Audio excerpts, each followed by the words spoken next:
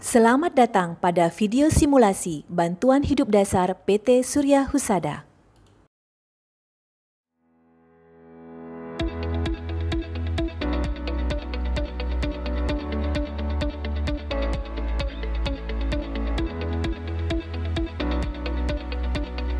Kasus kematian akibat henti jantung atau sudden cardiac death merupakan pembunuh nomor 1 di dunia.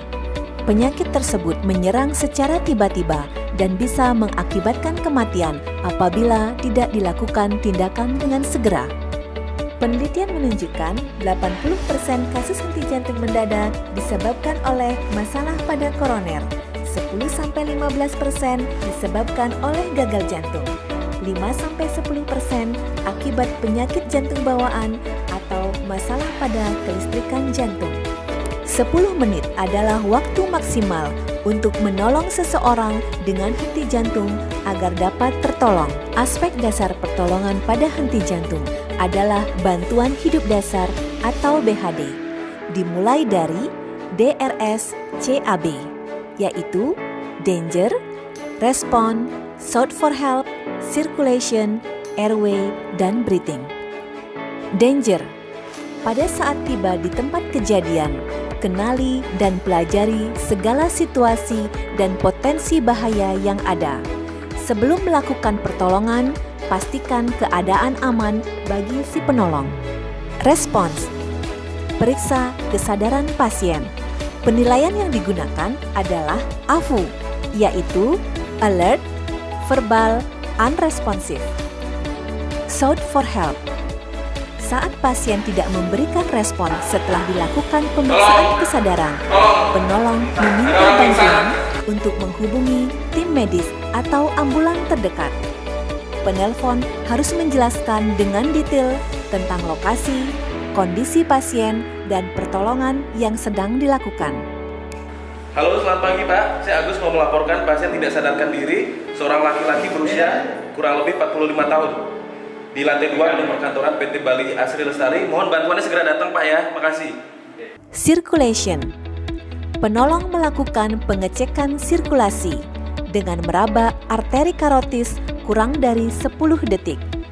Gunakan bagian jari terluas, rasakan denyut nadi karotis di bagian lateral leher. Saat tidak dirasakan denyut nadi, lakukan tindakan resusitasi jantung. Pertama, penolong memastikan dada korban terbebas dari halangan seperti pakaian untuk meyakinkan penempatan tangan saat melakukan resusitasi jantung, yaitu di tengah-tengah tulang dada serta dapat melihat pengembangan atau recoil dada.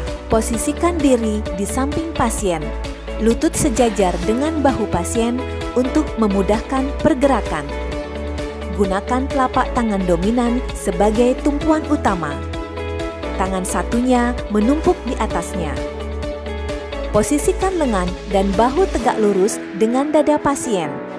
Kekuatan untuk kompresi bertumpu pada bahu penolong. Lakukan resusitasi secara konstan dan gentle. Minimalkan intervensi selama melakukan resusitasi jantung. Lakukan RJP selama 2 menit dengan kecepatan 100-120 kali per menit dengan kedalaman 5-6 cm. Kompresi dilakukan 30 kali berbanding dengan 2 kali pemberian nafas dengan durasi selama kurang lebih 1-2 detik untuk tiap pemberian nafas. Pastikan dada mengembang untuk tiap pemberian bantuan nafas. Jika pasien adalah anak-anak, lakukan kompresi dengan satu tangan. Tangan yang lain memposisikan kepala pasien agar jalan nafas tetap terbuka. Jika pasien adalah bayi, kompresi dilakukan menggunakan kedua ibu jari atau dengan jari telunjuk dan jari tengah yang ditekan bersamaan. Jika dalam pemeriksaan sirkulasi nadi teraba, lanjutkan dengan pemeriksaan airway dan breathing secara simultan. Periksa jalan nafas dengan melakukan manuver head tilt dan chin lift.